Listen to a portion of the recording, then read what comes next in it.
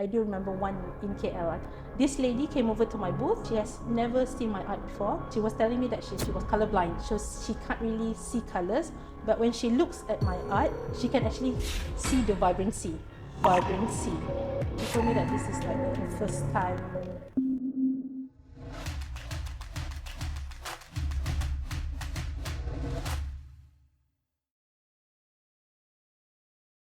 Today we have a fantastic guest, Illy, the creative force behind Illy.art.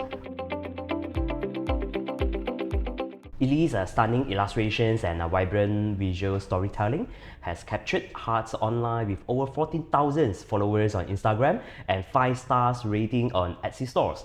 Whether through dreamy characters, playful scenes, or heartfelt commissions, Illy brings joy, creativity, and soulful reflections into each piece. Thank you so much for being here at Creator CEO Podcast, Illy. Hi, Jeff. Thank you so much for having me here. I'm very honored to be here. And letting me the opportunity to talk about what I like to do. Yeah, thank you so much for accepting our invitation as well. So let's start with your work. Basically, features both original characters and also fans art. So what first inspired you to become an illustrator and convention artist? And what is your actually daily routine now? So as a full-time artist. Yes, I'm actually a full-time artist or a convention artist. So my life is revolved around creating merch and making illustrations for events and merchandises. So I started 3-4 years back. Conventions have always been what I like to do, to say, because 10-20 years back, I used to attend conventions as well. So, and then after a long adult break, I decided to just jump back into the scene. All right. You was a graphic designer, right? I was in media and branding. So advertising and media. Advertising, yeah. So I So the did. time you draw afterward? I was not drawing at all when I was working. So that's why I stopped to have more time to draw. Oh, all right, Yes. all right. So you stopped your full-time job at agency? Yeah, I was doing part-time. I was doing freelancing mostly. Other than doing all those jobs, Yep. I was like a full-time mom. And then I Alright. did, I was an art teacher, private art teacher. So that one was about 2 years as well. As actually previously we discussed about your journey actually considered like officially started right after MCO, right? How actually this transition happened and turns you into a full-time artist now? I think it all started with this one event. It was hosted online. So they were calling out artists and merch artists to submit their works and submit their merchandises. So my friend was like, okay, let's give it a try.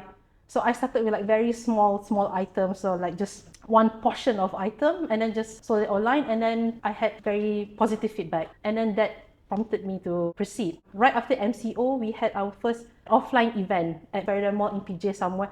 And then the crowd was like, the vibe was just right for me. It was like, I missed that, you know, the interactions with other fans, interaction with other artists. So, and then I just decided, okay, let's do this, let's give this a try. So, Alright. and here I am today. Alright, so you just basically like try whether it works or not, then after that you receive tremendous results, then it makes you feel confident and want to make it into a full-time. Yes, because I've Yeah. always loved drawing. What is your profession? I've always been an illustrator. Alright, okay. Illustrator. So I used to be I used to venture into traditional media as well, like painting and gouache and whatnot. But lately I've been 100% into digital illustration. Digital illustrations.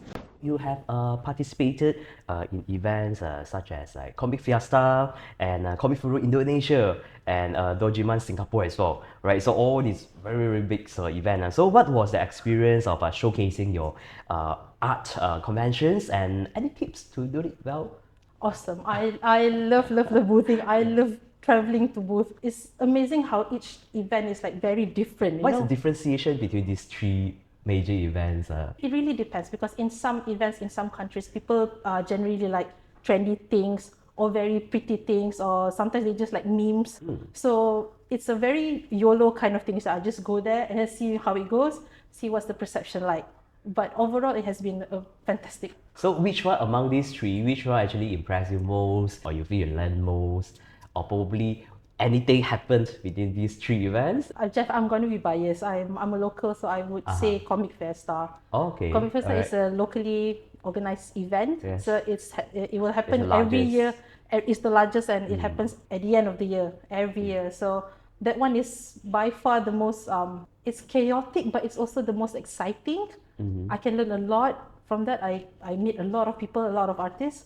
So I think that's by far my most Alright, so you favorite made a one. lot of friends. Yes. Oh, this is gathering, right? It's just Yes, like convention is like a big gathering for Yeah. communities. It's like we call it like Hari Raya Wibu. So it's very fun. It's all about the vibe and it's very community. Yes, I like that. besides the communities, how about the crowd and also in terms of the return, of the events? Definitely, it's worth it because as a booth artist, when I set up my table, I meet people. It's not just about selling. It's not just about making profit or earning money. It's about talking to people. It's about being in the community.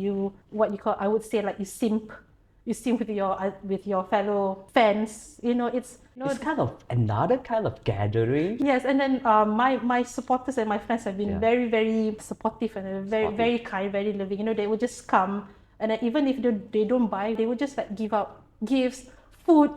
Because as Wow. booth artists, we don't leave the table. Because they only can meet you once a year, I assume. No, no, Once or- no. Each event caters to different audience, different vibe, different trends and whatnot. So as a booth artist, I need to strategize a bit. Okay, for this event, what do I need to do? What do I need to provide? What do I need to draw?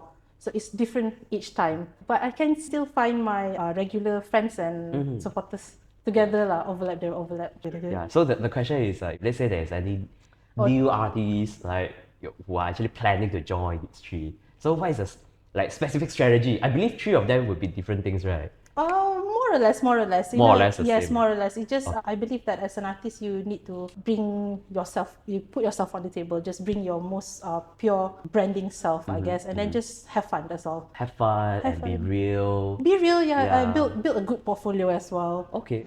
Let's talk about your art. So there's a piece of your work called Bird of the Paradise, right? So how did the concept originate and what stories you are actually aiming to convey? Well, that piece is actually, it's not an original piece. It's actually a character from a game, which I Okay. really like, that I've been playing from its first release. Alright. So that one is definitely one of my favorites because I spent a lot of time doing research on it. The fashion, the characteristics, how do you create something original and put it on an existing IP? Is there any specific reason that you choose this instead of others? I just like the character Just so for the character. Okay, Yeah, that so- is a pure reason. Yeah, I just like the character so much, and then I feel like the character deserves a lot of love. So after do you like print or like Yes, merchandise yes, it? they do. The piece eventually got printed as prints, so it was very well received. So I'm happy for that. You also actually often share Procreate time lapse and also collages on Instagram. So what does your typical digital workflow look like, and how do you keep your posts engaging with your for your audience? Well, to be honest, Jeff, I don't really have any specific strategy or schedule or timeline. What I would usually do is I have a lot of art books at home. I collect art books and designs.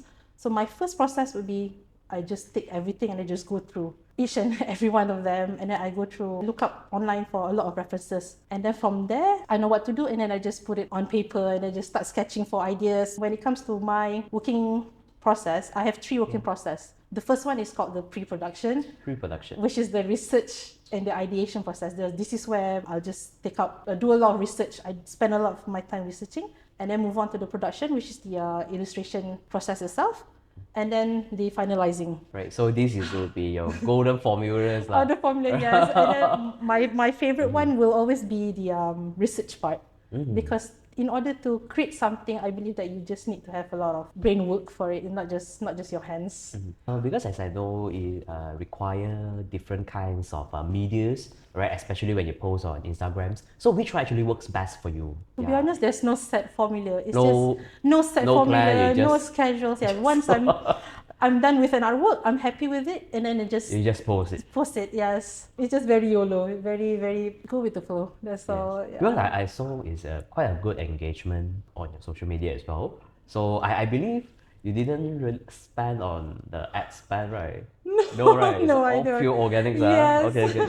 With a followings of over 40,000 and high engagements, followers, all right. So how do you approach community building on Instagram specifically? Yeah.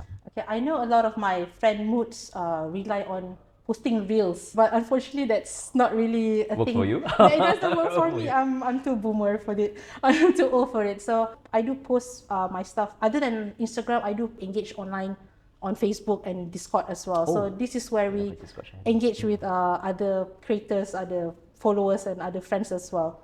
But the magic really happens during the offline event itself. Online is just very, I would say it's just a very small traction of it. Okay, all right. But the major thing happens during cons. Offline. So basically, online or social media, it just remained as a platform or as a bridge lah, for you to keep connected with To them. keep connected. Okay, okay, okay. There's a very valuable trick, I would say tips as well, right? So because many people might thought I just spend most of my efforts online, right? I wouldn't say that's a wrong thing. I mean, each artist has their Yes, own yes. method, so that might work with other artists as well.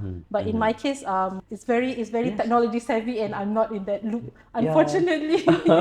Yeah, actually, it's more like a personalized touch, because when you meet in person, both of you can greet to each Yes, other. yes, I yeah, can really feel you, right? So I think this is a very, very important gestures lah, between humans.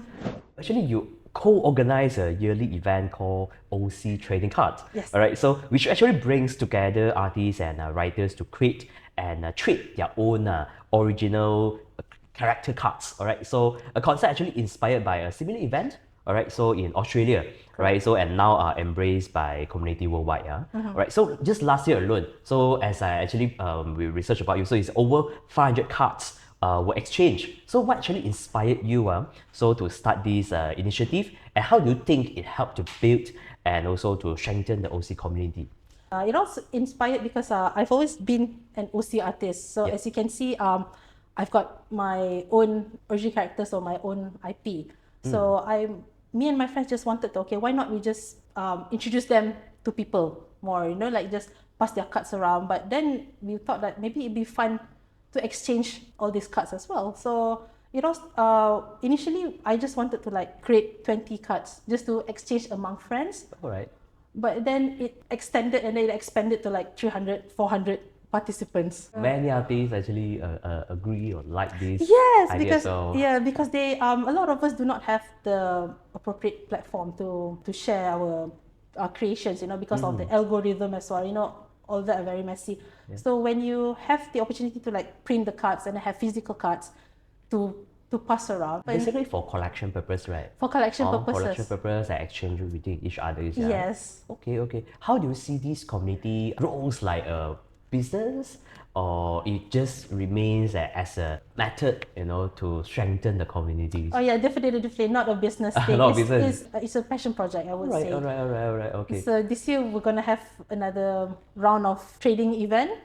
So yeah. what's gonna happen is that every year we will announce a new theme, a new card template. All right. So this year we'll do the same, and then Yeah, I'm looking forward to that. Fans art is a popular space, right? So for many artists as well, right? So but it often also brings up concerns about IP and also copyright infringement, right? So how do you navigate this space, creating works you love while staying on the safe side legally? I think it's very important for fan artists to comply to policies. So, for example, not a lot of companies put up their policies, but as long as you stay within the line, the boundaries, then that's fine. So, in my case, I do draw fan arts from companies that allow fan artists to actually draw and sell within a minimum amount. Because in the end, when it comes to fan art and fan merch, it comes back to the community. As long as one doesn't commercialize it that much, then that's fine. After investing so much of your time and also efforts, right? So have you ever thought about the long-term path forward, especially when it comes to life practical needs, right? So like financial stability, all right, settling down. So how do you find the balance between pursuing your creative passions and managing your real life obligations? I would say that one has to be very strict when it comes to the schedule and timeline. Just have to be very disciplined. So I adhere to my own schedules, like, okay, what do I do every day? Like, I admit that sometimes when you're into this industry or in the con scene, you will get too engrossed to it. Like, I've gone through nights where I just don't sleep, in preparation. To be honest, it's a very stressful industry, but it's very, very fulfilling. As long as you be disciplined, just have that a lot of faith and passion, then it should be okay. But in the long term, I really do, I wish to continue this, to continue building up my IP in particular. As long as cons exist and people will still go, then I think it should be okay. Alright, so it requires really a wisdom to manage your time, at the same time responsibility of other and identity as well, right? As a mom. As long as you find, I would say that the balance is hard to find. You just have to put your heart to it, and it should be okay. And be clear at every moment when so you play well the role in every segments of the time. Yeah. Yes. Okay. Then you manage a. Yes, I handle that. take my different segments of time seriously. So when it's time to work, okay, I just work seriously. When it's time to play, I play seriously. When it's time to spend time with my family, I just, as long as I adhere to that, then it should be okay. So what upcoming projects or personal series you are most looking forward to, right? So and any major themes or event you are planning around, like, so or probably next con appearance or probably new characters. I'm actually flying off to Australia in 2 weeks' time for a con there. So it's going to be my first Australia con. So I'm really looking forward to that, because going to a new event at a new place is going to be very interesting to see. After Australia, I'll be flying to Hong Kong as well. Wow. Because I was invited as a guest con artist to booth over there. So you're planning to expanding, Yes, it's very, very exciting. What is about the Australia's cons? Probably can share a bit about that. You know what? I can't tell you much because I've not been there as well. But apparently this con is called Smash Con. It's the biggest event in Australia. So to be able to booth there is a great honor. So we'll see what happens. All right. Sure, looking forward. Right, so and for the Hong Kong cons would be like special invitations. Yes. Right, so as a guest. As a guest artist, yeah. So apparently the organizer over there, they have allocated a hall especially for international artists. So they are bringing a group of artists from different countries to showcase their artworks. So I'm looking forward to that as well because I've never been to the eastern side of ACG Cons, so let's see how it happens. All right. And then another big project coming up, we started the OC trading card. My friends and I are organizing OC event. So it's like a convention for OCs as well. So for OC creators. All right, so you plan to become an event organizer as well? Just partly maybe co-host with another organizer. Look, Milestone, new try. All right, so for you to like further explore into this industry with different roles, right? So yeah, because it all comes back to the community. We would always say that this is by fans for fans. Now, what is the one of the most unforgettable event or probably incidents when you interact with your fans? I do remember one in KL. I think it was CFKL, Comics Art Kuala Lumpur, and KL. Yeah, this lady came over to my booth. She has never seen my art before. She was telling me that she was colorblind. She's colorblind, so she can't really see colors. But when she looks at my art, she can actually see the vibrancy. She told me that this is like her first time looking at these colors and whatnot. So that really made me. It's a nice feeling to have. Yeah, touch. You feel like your work really bring difference, right? So to someone who couldn't really see colors, but they feel the vibrations, it kind of gives them another experience. Really stuck on me. Encourage you to do more. Yeah, to do more. My mission has always been to share, to spread the joy. Because this is why I use a lot of bright colors, a lot of primary, very bright colors. The world we're living in is so uncertain. Whenever I draw, I would just tell myself that, okay, this is for my own joy, and also for other people as well. As an artist, what actually you would suggest or advise other new artists who feel like want to venture in these industries? Well, I would say that most important thing is to have good intentions. Good intentions when creating something and to make something, have good intentions.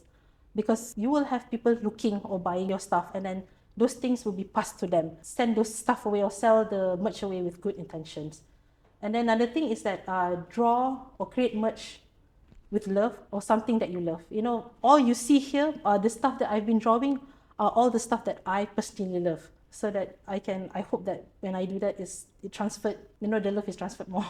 Transfer and convey love, and also, yeah. Precisely. So it has to be taken seriously. For example, the prints or whatnot that you see here, they are more than a piece of paper. It contains a lot of emotions, you know, a lot of my feelings, a lot of my love as well in there. I also feel that it's very important for an artist, a convention artist, to have good support as well. You know, for example, I'm here with my friend. You know, she's like my emotional support as well. You know, you have to be in the community. So you can work alone, but in reality, you need other people to work with as well. So we have to support one another. An artist to another artist, an artist to a friend. We have to work together in this because it's not just one man job. It's truly a community thing. Community, Yes, and it's a teamwork. It's a teamwork, yeah. So even though I booth and work by myself, but it would not be possible if I do not have my friends, you know, like they're there to help me, my parents as well. As we actually along the communications, right? So most of your work actually convey in a static format. So do you have any further plans, for example, like transfer your work into animation formats or work with even animation partners? So in order to deliver your art to wider audience. I do. So at the moment, I'm planning to hire an all-female animators. Wow. So just to Girls power, yeah. the artist community are very, very powerful. Their talent and their skills is amazing. So, you know, I wish to take them together and then hopefully we can create more. After the animation, so are you like going to like distribute it, all right? Or probably you just like publish on YouTube, for example, to create your own channels? Let's go indie first. Let's see how it goes. All right, okay. So thank you so much for your time, Illy. Your heartful storytelling and also your visuals has really truly made a mark. All right, so I'm really excited how your illustrations and your art continue to rock the communities and inspire the more artists as well. Yeah. So if you are into creator series and also insights about the creator economy as well as the tech to monetize your IPs, so don't forget to subscribe Steve, all-in-one e-commerce software specially designed for creators. Thank you for tuning in. To be honest, I never really understood the world of doujin or what it's like to be a creator in the ACG community. Every time I walk past cosplayers at mall, I find myself wondering, who are they? That's why I invited our very first doujin artist to the Creator CEO podcast. I'm so grateful Illy said yes without hesitation. Even the night before recording, we were still tweeting the questions because we all wanted this episode to be meaningful. And on recording day, I finally met her in person. We had such an honest, eye-opening conversation about the world of ACG creators. I truly hope these episodes give more people a chance to see the heart and artistry behind this vibrant world, and maybe even fall in love with it a little too.